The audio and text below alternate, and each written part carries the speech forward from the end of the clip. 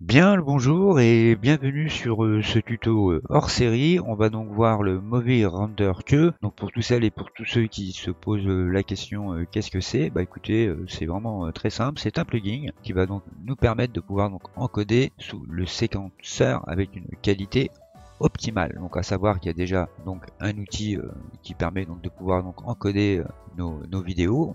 Ah, bon, par contre, c'est sûr que vous attendez pas à avoir une qualité optimale avec ceci, ça fait le taf, hein, mais bon, c'est pas non plus foufou. Donc voilà, donc l'intérêt d'installer ce plugin Movie Render Queue. Donc pour faire ceci, on va aller dans Edit, on va dans Plugin et on va donc taper Pipeline comme ceci. Donc là, le Movie Render Queue, il est ici. Donc là, bien sûr, s'il n'est pas coché, je vous invite à le cocher et vous redémarrez Unreal Engine. Donc à partir de là, on va aller sur Internet parce que là, on a l'encodeur, mais on n'a pas les plugins.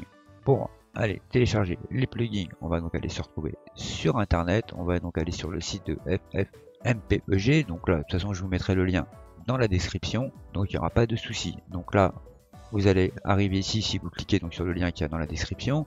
On va dans Download et on va dans Windows Build From.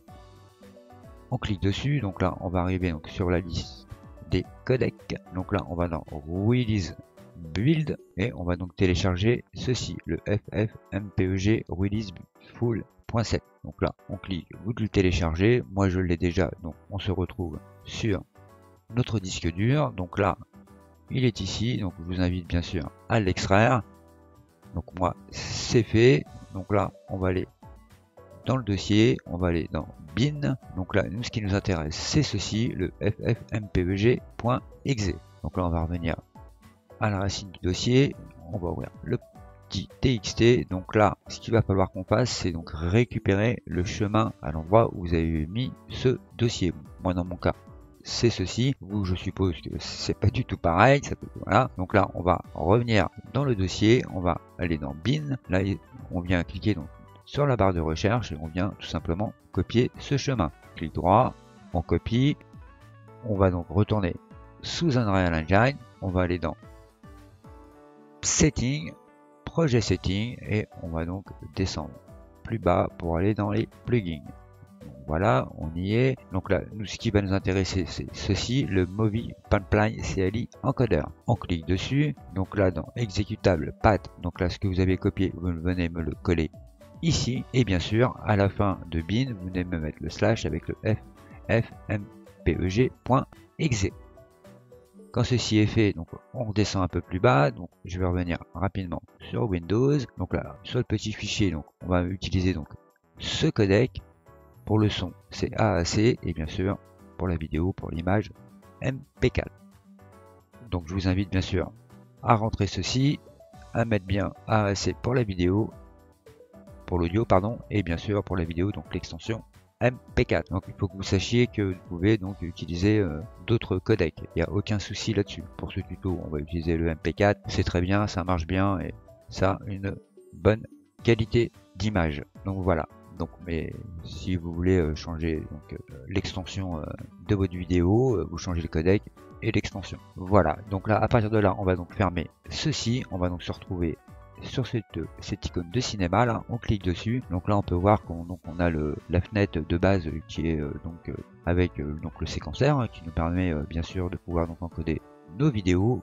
Bon, par contre, ça fait le taf, mais c'est pas ça apporte pas une grosse qualité d'image. Donc voilà, donc l'intérêt d'utiliser ce render movie queue. Donc là, on va cliquer sur ces petites bulles et on va aller dans movie render queue. À partir de là, on va donc recliquer sur l'icône de cinéma. Donc là, vous pouvez voir que votre fenêtre, elle a complètement changé. Donc là, on va venir cliquer sur config et on va donc venir cliquer sur plus setting et on va donc rajouter le anti-aliasing comme ceci. On va cliquer sur le plus setting, on va donc aller chercher le command line encoder comme ceci. Donc là à partir de là dans le JPEG on n'a rien à y faire. Command line encoder, on va venir cocher le delete source files. Ici c'est la qualité de votre vidéo, donc moi je laisse sur Epic. On va descendre un peu plus bas, ici on ne touche pas. Anti-aliasing, on vient donc cocher l'override anti-aliasing. On va mettre ces deux petites valeurs là